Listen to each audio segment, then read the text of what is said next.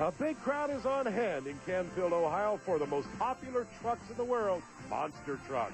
Part of all the fun that goes on here is not only with the big monster trucks, but the little remote-controlled miniature monster trucks. As you can see, these guys are having an absolute blast. The idea is to try and follow the monster truck course right here and jump over some of the dirt piles and some of the cars and everything, just like the big monster trucks do. So you can see right here several different guys. As a matter of fact, looks like one of the competitors has his autographed and signed by some of the drivers, huh? Yeah. That makes you really cool, right? Yeah, it's pretty nice. Yeah, indeed it is. Now, is it really hard? Does anybody get over the 4 cars? No, not too often. There's too big a gaps in between. How much do you have to invest in one of these to have fun? Oh, these are about $350 or so. And you're ready to go? Yeah, this comes all ready to run. Now, you just show up at a 4-wheel Jamboree, bring your little model remote-controlled truck with you, and come out here and join you guys, huh? Yeah, that's pretty good. Are they pretty well indestructible? I noticed they've been turning them over and flipping them and everything. Yeah, they're pretty tough. You can break them, but it takes quite a bit. How far away from the remote controller can you get the truck before you begin to lose the radio signal? Oh, they're like a quarter of a mile. It's a pretty good range, but further away, then less control you have.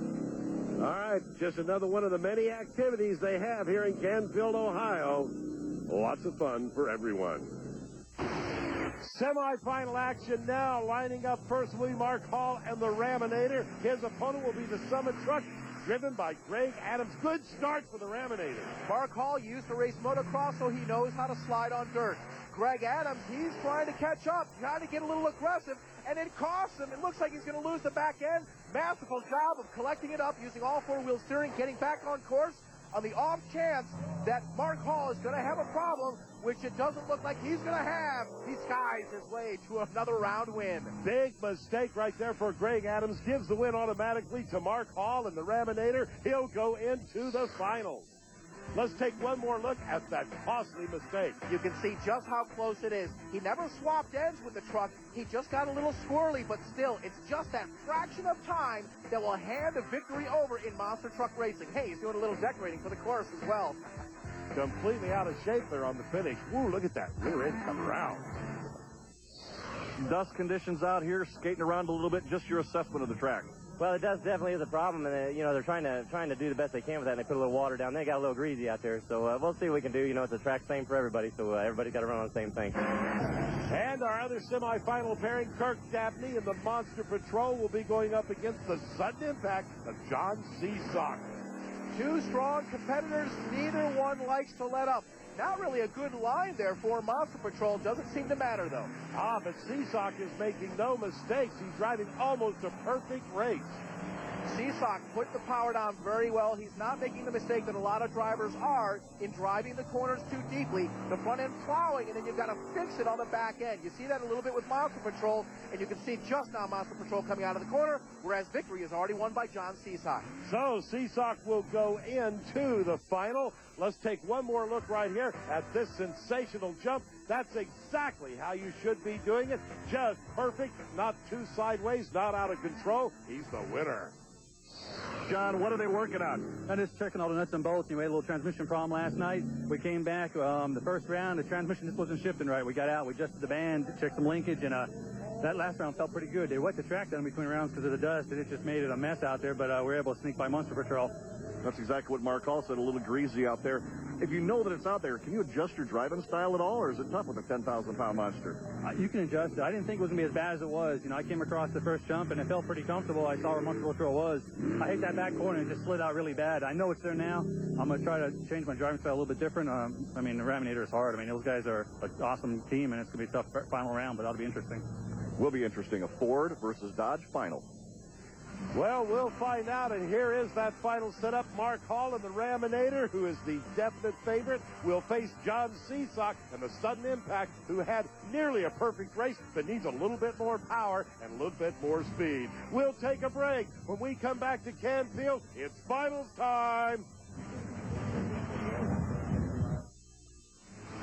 This ESPN2 Speedworld coverage of the Summit Truckstyle 4-Wheel Nationals from Canfield, Ohio is brought to you by Moroso Performance Products. race proven. And by United Specialties, home of the Trendsetter. It's finals time right now in Canfield, Ohio. The favorite has to be Mark Hall and the Raminator Dodge. He'll be facing John Seasock in the sudden impact, and we're underway, Griff. This is when a driver really comes out and shows that he can respond to the pressure by controlling these heavy machines in the corners. Both of them showing a lot of discipline on the back half of the course. A rough landing for Mark Hall, but he gathers it back up and then continues working around the corner just about side by side at the line. Hall Brothers gets the hit about 3 car lengths ahead to take the win. And you can see the crew chief right there being congratulated. They are happy indeed. Let's take one more look at it. You see a beautiful drift. That's Tim's chassis set up once again, and it's Mark's experience as a driver that he can slide all 4 wheels just before the point of impact and then take it in the air and then even fix it on the landing. What a way to win. Doc is with our winner. Well, Mark Hall, congratulations, man. I'll tell you one thing. What a... Does that thing got a Hemi? Oh, it's got a Hemi. Of course, you got to have a Hemi, right? I tell you, that thing was screaming down that backstretch. John Seasock not giving up, man. He was chasing you. Oh, heck no. John always runs hard. You know, he always runs good. You always got to step it up a notch when you race him. So I knew he was going to run as hard, so we figured we better pull out all the stops and do everything we could.